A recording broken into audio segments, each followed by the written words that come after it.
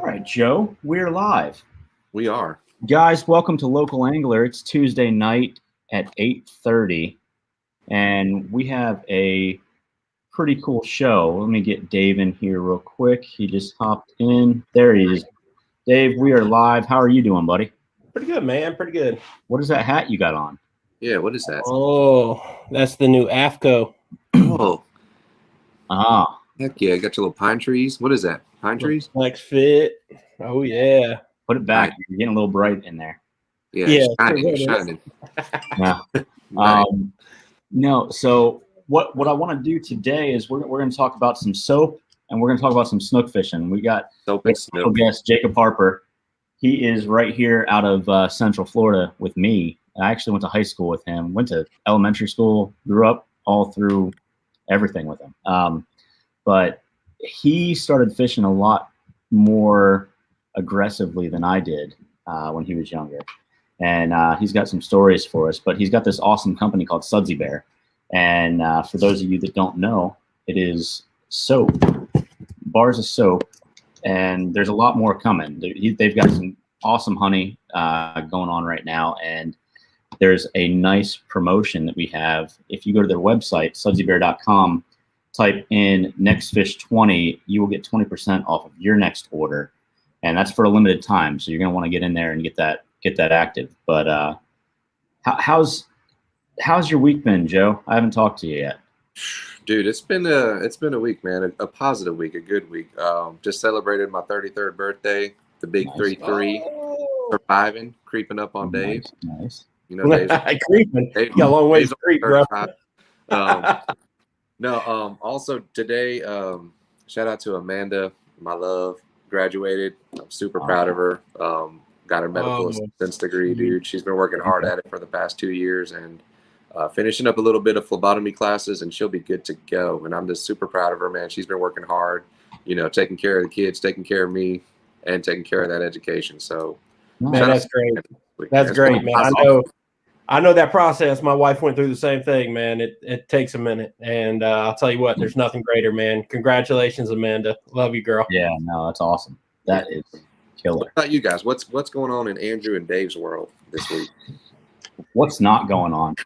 It's A everything. bunch of trouble tomorrow. Lakeland better watch out. Andrew and Dave. No. Lakeland Oh, tomorrow. No, so we are heading to Lakeland. We're going to do some product spot or business spotlights, and then might even get some product photography stuff in there. But we want to kind of explore Lakeland and see what Lakeland's got to offer. There's a couple shops there that we want to stop by. One of our advertisers is there, Phillips Bait and Tackle. It's a we got Amanda tuning in. You all know Joe is a handful himself. Well, that is correct. That is correct. I mean, look at the company I keep, babe. Like, Yeah. Oh, yeah. So, with that being said, let's bring in this fella named Jacob Harper, and let's talk some soap. Let's see what he's got going on. Evening, fellas. Hey. hey, Jacob. Good to meet you. Jacob, what is going on, buddy? Another Tuesday. Another busy Tuesday. This is our busiest time of year in the cut decorative foliage industry. Okay. I've been a farmer all my life, basically. Right and on. so that's how I've bootstrapped my little soap ventures through farming. There you go. Gotcha. The lead up to Mother's Day is our very busiest time of year. Yeah. That Day. So your insurance guy, by any chance, is his name Travis Tucker? He's not. Okay. I know he gets around to see all you guys. I don't know if he gotten by you to see He you. hasn't made it to me yet. Okay. No. So tell me about Sudsy Bear. What kind of brought you to the idea that you wanted to do this, and how did you even come up with the name Sudsy Bear? Like, it's a genius name, but how did that happen? And also the honey. Why honey as well? Like, Okay. tie it all into one here. Well, the bear, my wife and I got married at a place called the Dancing Bear Lodge up in the mountains. And for our wedding gift, I bought her a big patchwork bear made of like native wood. And so we have that hanging in our living room, and I've always loved bears. And so the sudsy bear was just, I said, let's just our logo needs to be a bear getting sudsy in the forest. I mean, I thought that was a pretty natural, I don't know. I just thought it was a good idea. No, I mean, it works. Well, I hope so. Yeah. No, it definitely works. It's you've got a ton of different scents, man. Yeah. How many scents is in your collection at this point? Right now, there's 13 or 14, and we have 3 new ones coming in the next month. Yeah. 3 new ones coming. That means Andrew's going to send me more. Yeah. he's trying to tell me something. I think he's trying to tell me I stink or something. He's our number one. We have like 8 bars, right? Bars of soap. Yeah. He's definitely our best customer. So, it doesn't surprise me. Dave, when was it we went to was it Osceola? It had to be Osceola that I gave, or was it? No, it was over at, no, it was at Fellsmere. We went to go see that. So Dave and I met up at Fellsmere. Was it last? It was, well, obviously last month. But I had a small box of soap, and I put the bars in the back seat and of his truck, and he forgot all about them for a little bit. They're still in there, aren't they? Well, see, here's the thing. I've got a couple bars here at the house, and I'm leaving the bars in my truck because I'm gonna tell you something. They make one heck of an air freshener as well, especially after a sweaty day of fishing and your truck gets all stanky, get rained on or something like that. Yeah. It makes your truck smell pretty good, I'll tell you. Awesome. Yeah. No, but to answer the second part of how did I have the idea to start a soap company? I've always been obsessed with soaps. I don't know what it is. And I have really dry skin. I have a lot of allergies. And so I was buying from a lot of popular soap companies, big name companies. And I wasn't happy with the results. I was still getting dry skin, still getting reactions. And so over time, I thought, I can do better than this. I mean, I thought I could. And I have a family member who's also a soap maker. And so I worked for her a number of years. And so I was sort of involved in that line of work. So, I mean, it wasn't a completely foreign idea to me. Okay. And so I just wanted to create something natural and just create a rustic, woodsy brand behind it, basically. Wanted to put out a good product. So you've been sudsy for a long time. It's not just right. It's not just now. No, well, that's good. That means you've got experience, and generally speaking, experience sells better. Yeah. The story behind your logo interests me because that's also another family member, isn't it? My mother created she does all our art. Yeah. Nice. No, very. I don't know how well you guys can see that, but the detail, like even in the tree itself, the bees around the honeycomb, like everything. The bark, well, what I told Mom is I said I wanted all our labels, the honey label, the soap label, and what other products are to come out to tell a story.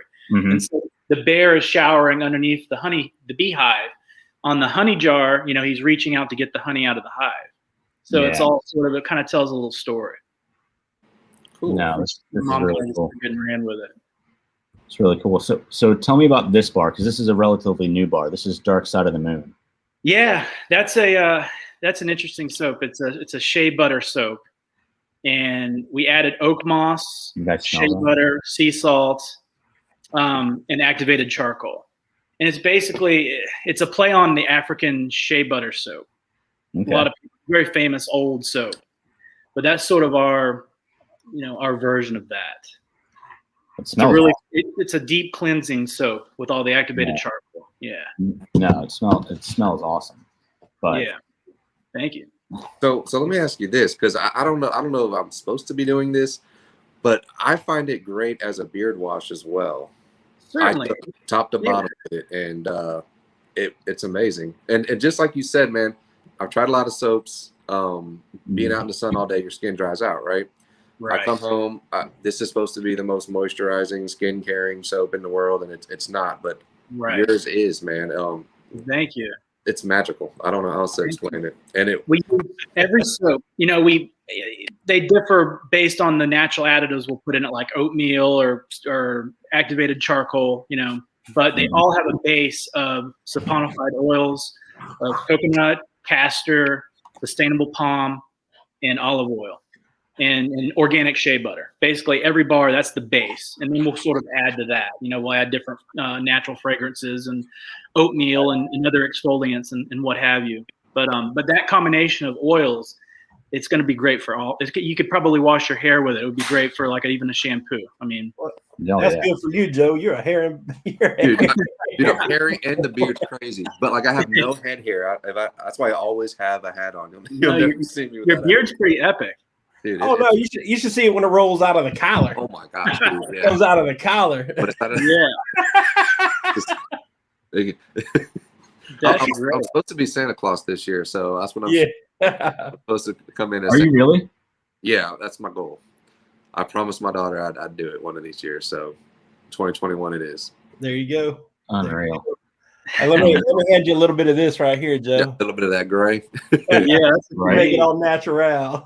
No, so like Joe uses it for his beard. I've got a unholy confession. I use it for my hair. I'm not gonna lie. Like I'll lather right up with it. And I do too. I was asked if I needed shampoo and conditioner or anything like that today. I was like, no, I'm good. I was like, and honestly, I think I'm good on soap for a while. I don't think I need any. Yeah. I know I am. We've been formulating our own organic, natural shampoo and conditioner for like 6 months. So it's supposed to launch in July, but who knows? We're still formulating it and testing it, and all our products are pretty well tested before it goes to the market. Awesome. Super exciting. Now do you have any fragrances geared towards women? Probably 50% of our clientele are women, and whether they're buying it for their husband or boyfriend or for themselves, all people love natural soaps. I mean, it doesn't matter if you're a man or woman. And you got that like the aloes, the eucalyptus fragrances. Right.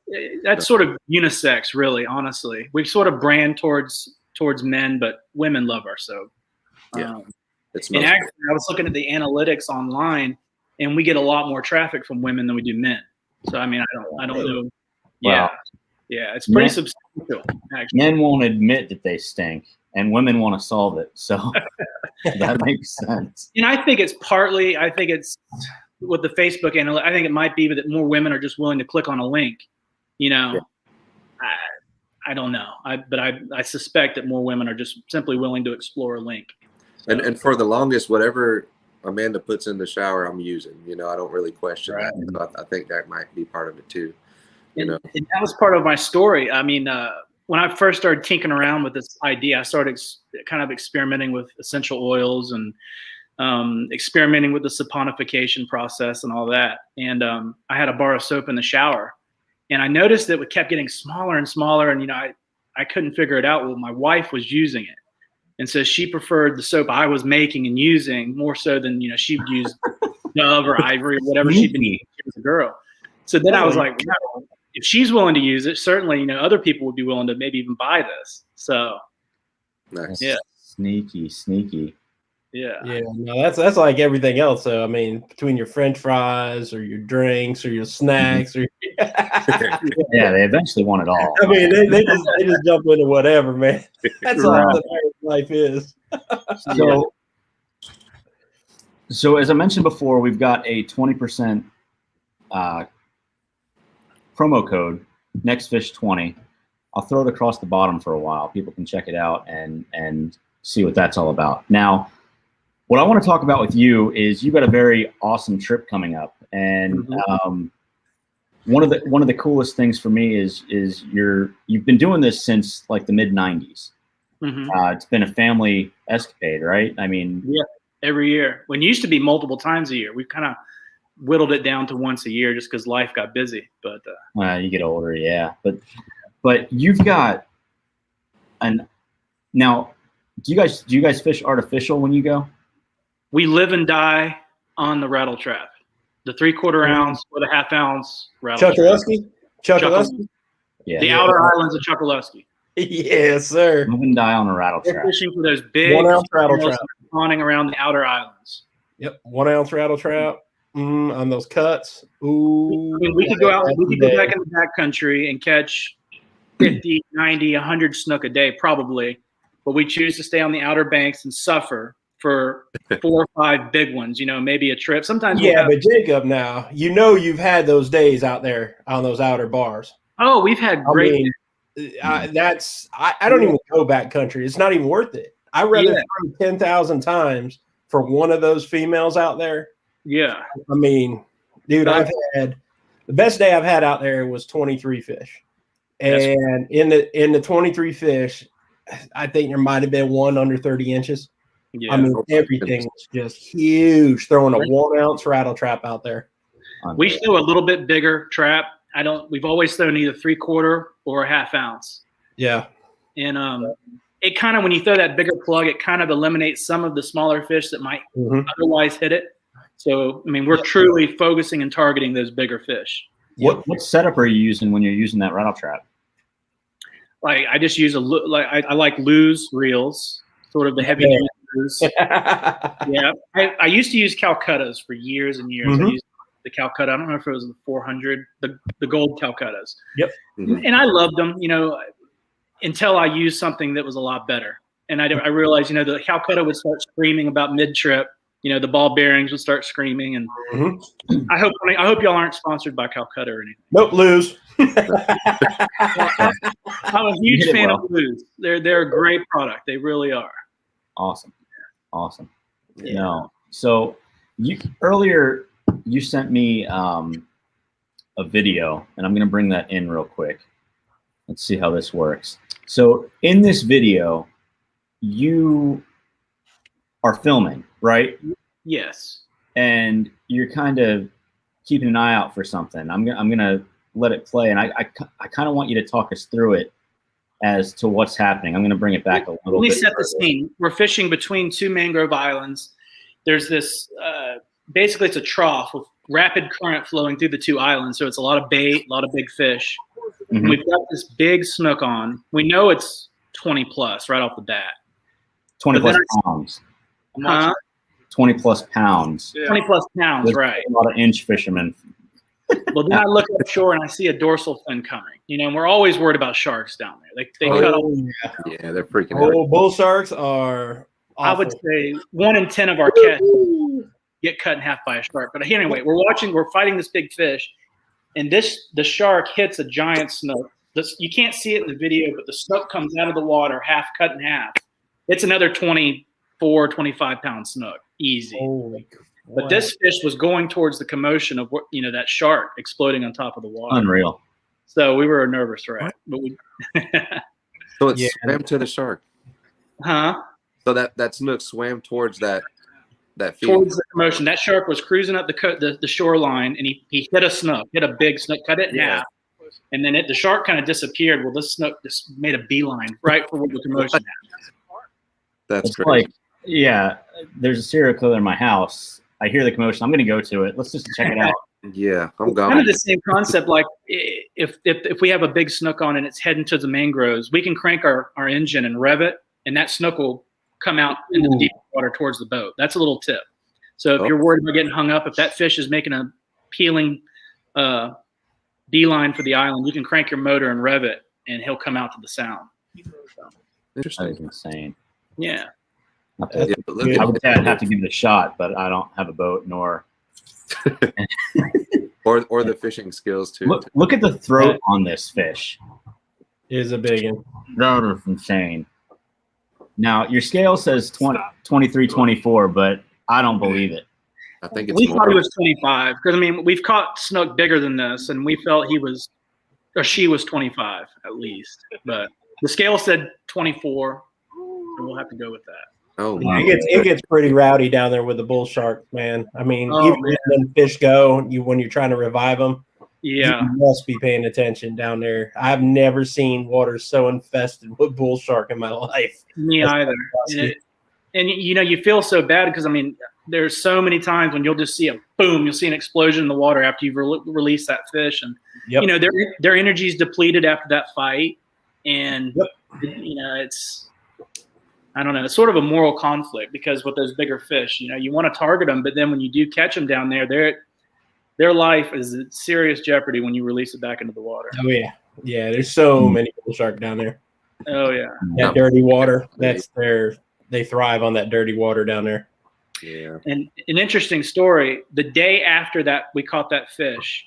We went to the same place at the same time of day, and my uncle hooked into a huge tarpon. I'm going to guess 150 pounds, maybe bigger. And he was fighting it. Well, he said we need to go out. It was headed towards the Gulf of Mexico. So he said, crank the boat, crank the boat. So my other uncle cranked the boat and revved it backwards. Well, he went off the boat into that current. Fighting that tarpon.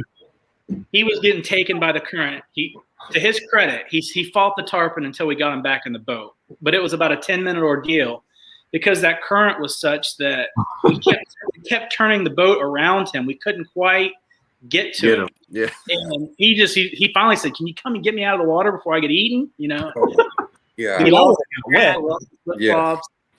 wouldn't have got wet. It was about 12 foot of water. And, we just watched that big bull shark cut that snook the night before in half.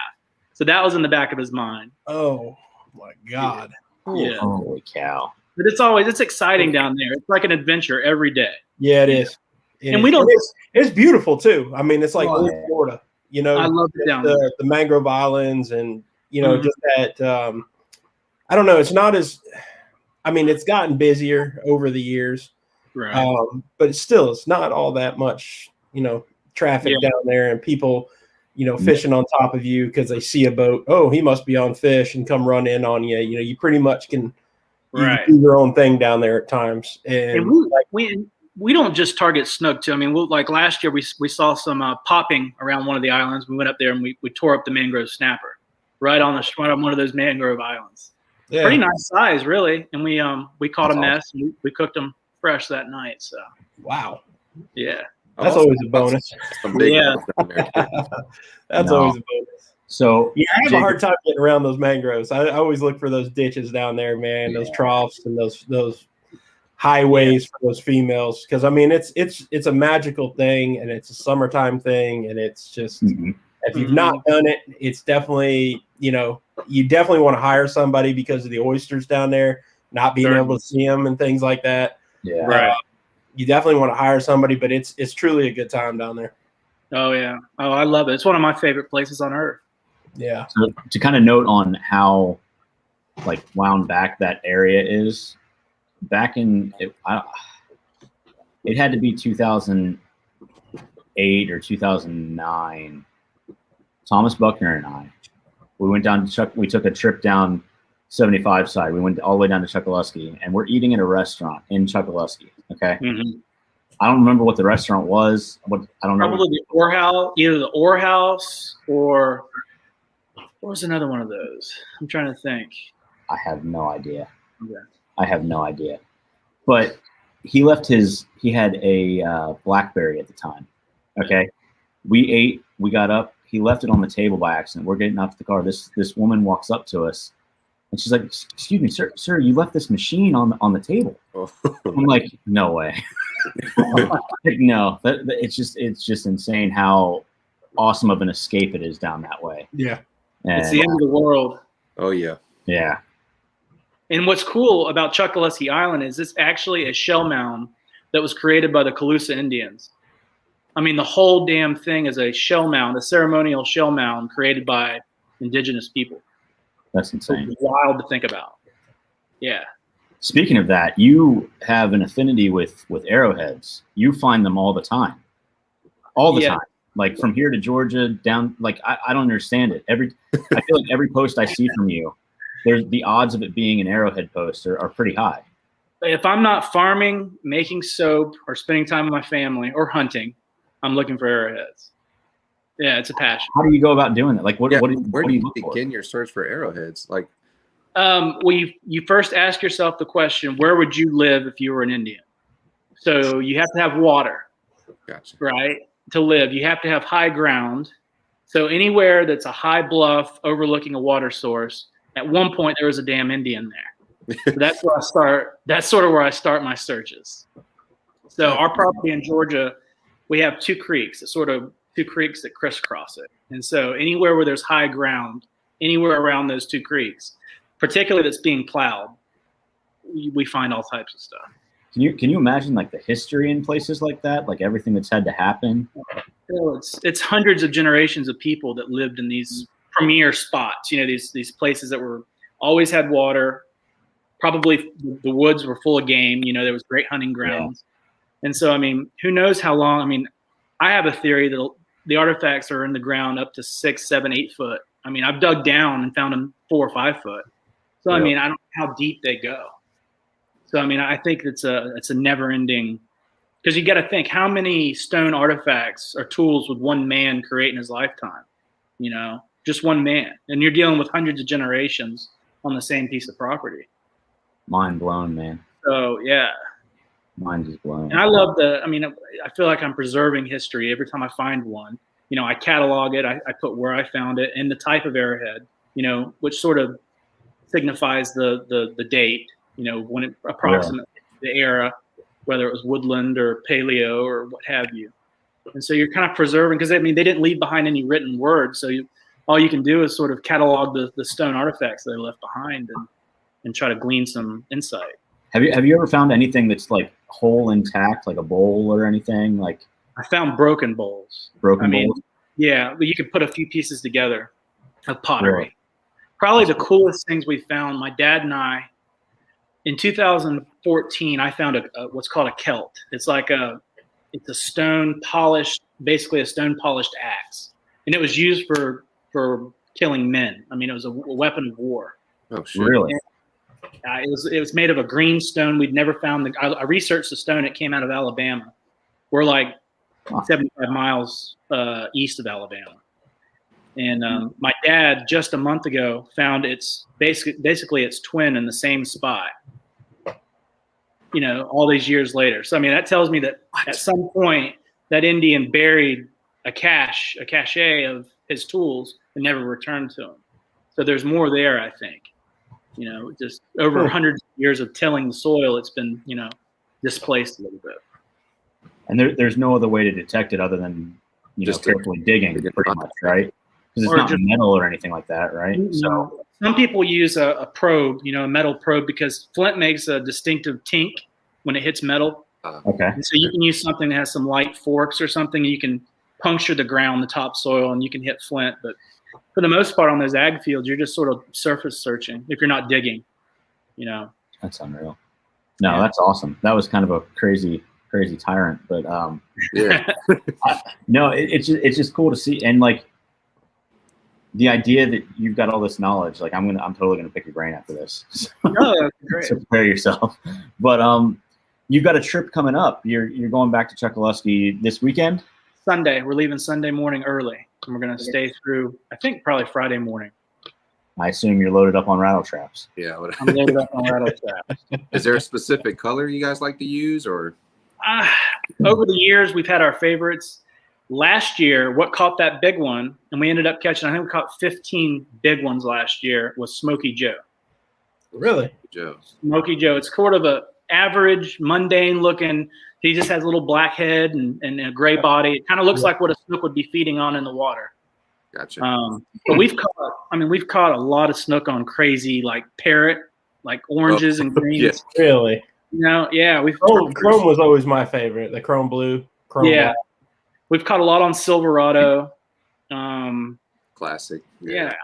I think you can get lucky and catch one on about anything, but it does make a difference. You'll have one man on the boat throwing one lure, and then I'll be back there throwing another. And yeah, he catches 2 or 3 in a row, and I haven't caught one. That there's something wrong. Yeah.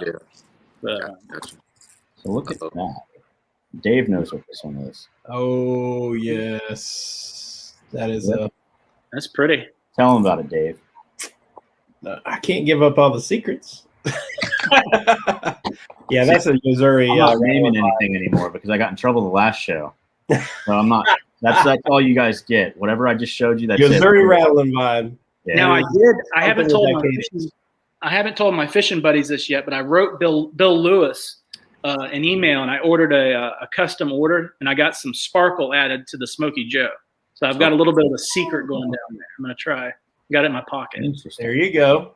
Yeah. I've always found that there's days where that chrome is tough to beat down there. Yeah. Truly tough to beat down there. Another one I used to throw was the bleeding shiner was another one I used to throw religiously down there. But the chrome was I always started with it, always gave it the most time for whatever reason. So for about 10 years back in the 90s, we would just use the chrome face with the green back, and it had little black polka dots on it inside the chrome. And I mean, it tore them up. It caught them for years and years and years. So do you change your hardware out on them? I change hooks. I change the hooks, and we take the O-ring off of where you tie the line to, just because it gives it too much play with the O-ring. Mm-hmm.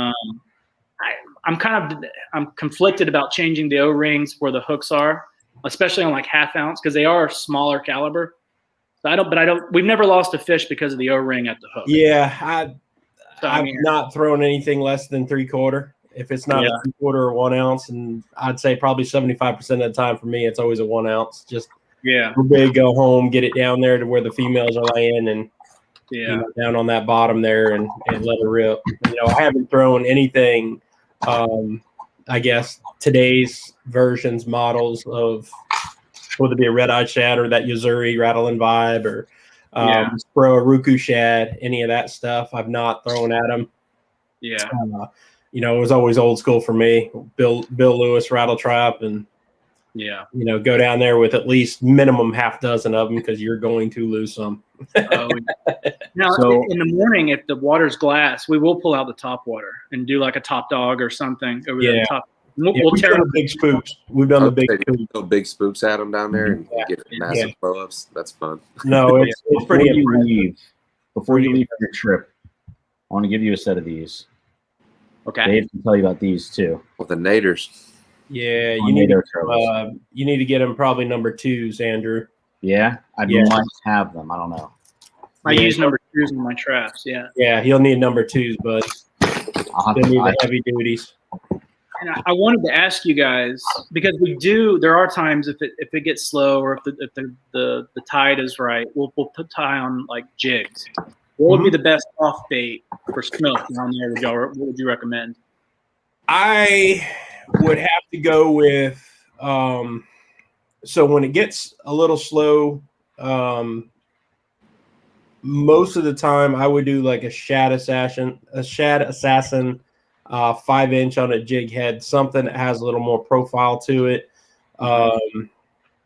Bass assassin, and it's the way. See, I haven't been able to explore down there for quite a while, but personally, they've come out with new swim baits. There's a little boss and a boss shiner. Little boss is 3.5 inches, and the boss shiner is a 4.7. So these are designed for a slow roll. They have so much action, a big boot tail, a tapered tail, to where it's really small. And it also has the rib body. So that rib body displaces the water, moves that water. So it feels like a bigger profile coming down through there. And then the boot tail has a really good hard thump to it. I haven't been down there in probably 7-8 years. So it's been a while for me. But these all have just come out. I'll be honest with you, that right there would be that finger mullet, that mullet just kind of cruising down through there. Nice, slow profile, good profile for a big snook. I could guarantee you they would jump on something like that. But when I did fish down there, like you said, when I'd go to the jig, I would always have that 5-inch shad assassin, which is a fluke style bait. Robin makes bass assassin, and I'd have my white. Was always the go-to. Gold pepper shiner was another one. Just a couple different aspects of the color spectrum. Something a little darker, something a little brighter. Just to let them tell you. But you can never go wrong with a white with snook or anything in saltwater for that matter. Yeah. Now they've got the chartreuse tails. They got, all these things now that's just, there's so many colors, so many things for your water quality down there. It's all a trial thing, but me personally, that's what I like to do. It just gives it, snap it twice up off the bottom and just hang on, because usually they'll catch it on the way down. We'll all be darned. After Thank the you. second day Yep. and all Yep. that, for sure. Yeah, Okay. definitely. That's And Andrew can help you. Andrew can help you with a couple of those. Like that ball shiner, I think is, to me, I could see that on a nice light jig head, just slow rolling that bad boy across the bottom, man. I could see some good things happening with Drew, that. would you want to? Would you trade me a couple of those lures for my trip, and I'll give you some soap? Yeah, 100%. Okay. 100%. Yeah, hook them up, Dave. 100%. I want to see a big snook. Hey, I'm meeting with you tomorrow. Yeah, I'm gonna. Do you have the number twos on you by chance? I do. If you have a set of number twos, Jacob, Thursday or Friday, I'll meet with you at some point. Okay. And I'll drop some stuff off, and then I'll give you some soap, and you can give them to Dave and give them to Joe. This is a crazy barter system. So what soap do we need? What soap do you want me to give him? Oh my gosh! Well, I'm gonna replenish whatever you give him, so you can choose. I'll let you pick the flavor, Dave. The flavor. Oh, I want the manly flavor. I ain't talking about like my wife. And I just started using the soap this weekend. I've used up my other one, so I was like, oh, I'll grab the sudsy berry, Yeah. It was nice. I took a shower. I'm like, this is awesome. I walk out of the shower, drying off, and throw on some boxers real quick. And I sat down. My phone was blowing up with text message. And so I'm sitting there texting. My wife walks in the bathroom. She goes, whoo. She looks at me. She goes, is that soap Andrew sent you? And I said, yeah. Does it smell like a man's been in there? And she's like, you two are just not allowed to hang out and talk. That's funny. Now, there's one, oh, what is it? Is it this one? The Arctic peppermint. Yeah. That's not the one I'm thinking of, though. Maybe it is. Is this the one that has the coconut shavings? No, that's Cool Mint Julep. Cool Julep. That one's dangerous. If you're sunburnt, don't do it. Oh, It really? is such a cool creation, and it feels good. And then, like, I leave it on, and like all of a sudden, I'm like, oh, what is going on? tingly. Yeah. But now that I'm not sunburnt, it's like the best, most refreshing thing I've ever had in my life. That's Can't one of go my favorite soaps. It has organic peppermint leaves and coconut shavings in it. That does feel good on a sunburn. Oh my god! Dude, it's a tingly sensation on sunburn. I don't know what. Yeah, no. But you should use. I'm taking the Arctic peppermint down to Chokoloskee with me because it has more tingle in it than any. Really? It has pure peppermint essential oil and peppermint leaves in it. Okay, So- well, I'm glad I wasn't using that one. No. That thing will light you up after a shower. I like it. I mean, No, that's fun. the next one I'm trying is mossy oak. So Okay, that's a subtle, very subtle, fresh, clean. it's, It has yeah, it coconut. seems very just back to the basics. That's I it. kinda like that. What was Very that blue one? I like that blue one you sent me, Andrew. Was it like waterfall or? Oh, what was the blue one? I don't know. There's so many.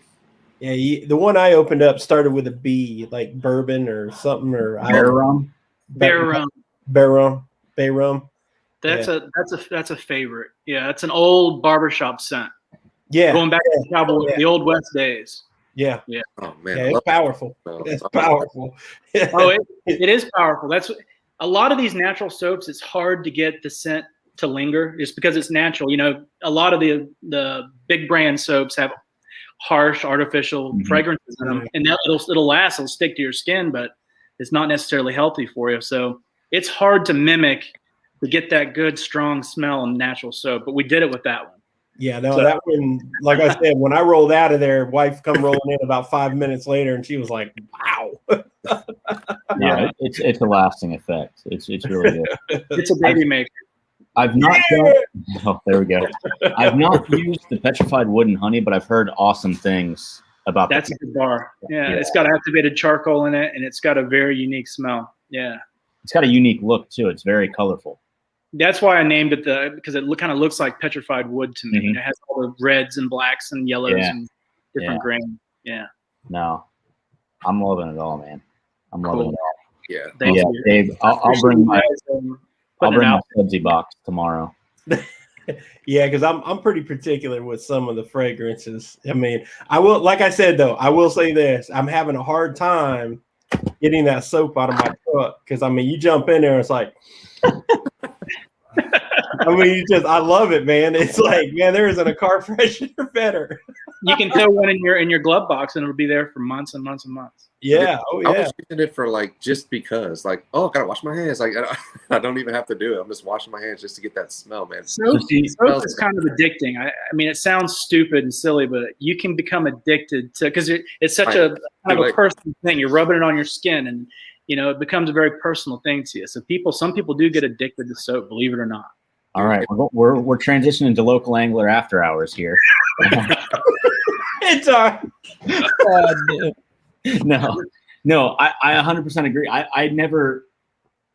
I've used competitor brands and like I just wasn't ever crazy about it. And like this, now I'm not gonna lie, like as soon as the bar gets down to where it's like really thin and you could feel like it's about to break, that's when I send it to the sink and I use it for hand soap because it's you do the same thing as I do. You just gotta like touch it, like it's so freaking sudsy and it lasts forever, which is awesome. It's like, scary. Great bang for your buck too. Like Jacob, I'm gonna tell you, Jacob, those two have been for 2 months. We're trying to get them nothing but the soap, dude. It's been I've been a little worried about them lately, man. It's been like, dude, you guys are you need to just go shower together and get it over with. Like, them two have just been, all about this soap and everything. Yeah. I finally did get to try it. It's really good stuff, man. Well, thank you very much. I really enjoy it. And you have a hell of a product, man. Thank you very much. Really something good, man. I like to see the future where that's going. I know Andrew was talking about doing some displays in some of the tackle shops and stuff like that. So certainly, that's the neat thing about this business. It's fairly scalable. I mean, who doesn't love soap? So I mean, I feel like we could. Right now, we're working with a couple. We're trying to get into some resorts up in the Smoky Mountains right now. Oh, there you go. We wanted to start up there because that's sort of the bear theme and it's sort of a rustic branding. Mm-hmm. So we're starting up there. But I mean, I don't see why fishermen wouldn't want it in the bait shops. So. Yeah. Yeah, no. In regards to like resorts and things like that, and even like hotels or motels, things like that, have you thought about doing like a half-ounce bar? Yeah, in fact, like the Mossy Oak hammock and the Old Forest Pine Tar, that's a 4.5-ounce bar compared to the 5. Basically, a lot of those are 5.5 ounce. Yeah, the bigger square bars. So I did cut down on those 2 bars just to have something like that to offer as like a bathroom soap for those resorts. So we'll see if we can make something happen with that. But yeah, we can cut it. I mean, it takes a little bit of doing because you have to find new molds for smaller, because the soap batter goes into the mold and that's what size your soap is when you cut it down. But we could figure whatever we needed out with that. That's insane. No, man. Well, I definitely will be wishing you the best of luck on your trip. Looking forward to see what you. I want to see some pictures. Pictures. No, I'll kind of muster up some of that product here. So. Yeah. Certainly. Yeah, watch out for them sharks, man. We used to have a adult beverage or two, and we would jump in and swim around those islands as almost like a dare. Oh, and since I have children now and I'm a little bit older, I don't involve myself in those shenanigans anymore. No chance. No. She's you couldn't get me drunk enough. You couldn't get me drunk enough. Well, I mean, and sometimes we didn't have a choice. You'd be sitting there reeling, and all of a sudden you'd get tackled from the back of the boat. There'd be a choice. Let somebody tackle me into that water. We had a lot of shenanigans down there. I'm gonna tell you. It would be a bad day for whoever tried. You have to ask Neil Greenland. I tackled Neil Greenland off the back of the boat at one of the worst islands, most shark-infested islands down there. You can ask Neil if you ever see Neil again. He's a ghost these days. Yeah, he's a man of mystery. No, sir. That's insane. No, sir. No, I'm good. I've done a lot of stupid things in my life. No shark diving. No, but that's like going ahead and swimming across Boca Grande Pass today. It's right now. It's stupid. It ain't no different. No. We focus only on the fishing. There you go. Well, man, I appreciate you joining us tonight, talking soap, talking snook. It was good absolutely an enjoyable conversation. Good to meet you guys. Thank you guys for having me on and for putting my product out there. I really appreciate that. Absolutely. Yeah, you got two of the best hand models you could ask for as far as soap goes, brother. I promise you that. That's a good thing to have. You do a hell of a job pushing and promoting you, man. Yeah. But no, you go have a good night, man, and we will catch up with you soon. I'll get a hold of you Thursday or Friday before your trip. That sounds great. I'll twist Dave's arm tomorrow and make him give you a good day. Tell him I want a snook. I need something that's just deadly for snook. Oh, he got it. We'll put something together for you. You might have to grab some jig heads. Those things are a premium these days. They're no problem. I can handle the jig head. We'll get you hooked up. We'll see what I got here. All right, Jacob. Thanks so much, man. Thank you. Yep. See you. Bye-bye. So now we've got a little planning to do tomorrow, David. Yep. As we mentioned earlier, we'll be in Lakeland. We're going to go do some running around, seeing what we can get into in Lakeland. I've actually never been there. I've lived in Florida my practical whole life and just never went that way. Never, ever. Yeah, no. So I'm kind of excited. Might have to introduce you to the local stop. What's for that? Lakeland. Hooters. It's right there in the middle of all the tackle shops. I knew it. Everybody who goes to Lakeland goes there. It's popular spot. If we go anywhere, I want to go to that Harry's Seafood Bar and Grill. Yeah. Yep. The food there Got sounds work to do. Got work to do. Hooters food don't do it for me. Not a fan of It Hooters. ain't about the food sometimes. I understand that. If I'm going to go out to eat, though, dude, there's nothing better than some greasy ass wings and some fries. No, if I want wings, beers, no. A couple of cold beers to wash it down. I mean, can't take them anywhere.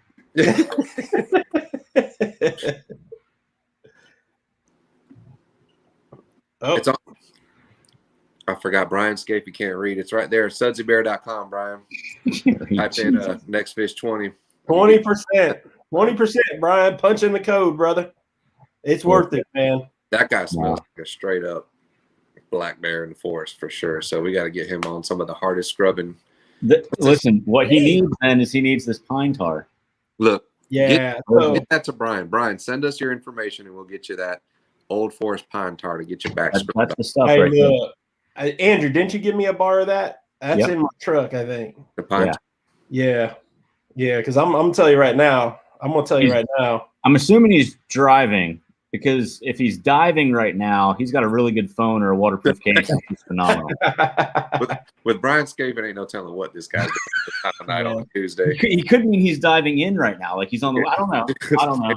Hey, look, you know that wing thing he could be diving into some wings right now. That guy can eat. Let me tell you. That's your guy. Thursday's show, before we hop off here, Thursday's show is going to be another good one. Oh, yeah. Last Tuesday, we were supposed to have Justin Mitchell on. He had his mother's birthday, so we rescheduled, and we've got him coming in Thursday night to talk tournament fishing. If you don't know, he's a very decorated kayak angler. Very, very good angler. And very, very good angler. Very meticulous, very methodical. Does his homework, follows through, beats himself up, does it again better the next time. A lot of credentials. Very hard on himself. He puts in the time, man. And very, very hard on himself. And, he didn't get where he's at by accident. Definitely isn't by accident. He's a damn good fisherman. He is the head of tackle for Salt Strong. And for those of you that don't know what Salt Strong is, it's just this awesome community that was developed by two brothers and has grown tremendously. They inspire and engage with and empower so many different people to get out into the inshore world. And it's just an awesome thing to have there. So getting him on the show is going to be a good thing. We're gonna talk all about this crazy stuff. It's definitely going to run over a little bit with Justin. Yeah. Yeah, just the amount of information this guy has. No, he's good people. So stay tuned for that, and we will catch up with you guys next time. Anything else, guys? Nope. See you on Thursday. Thursday, 8:30. Be there. I appreciate it. We'll see you all next time.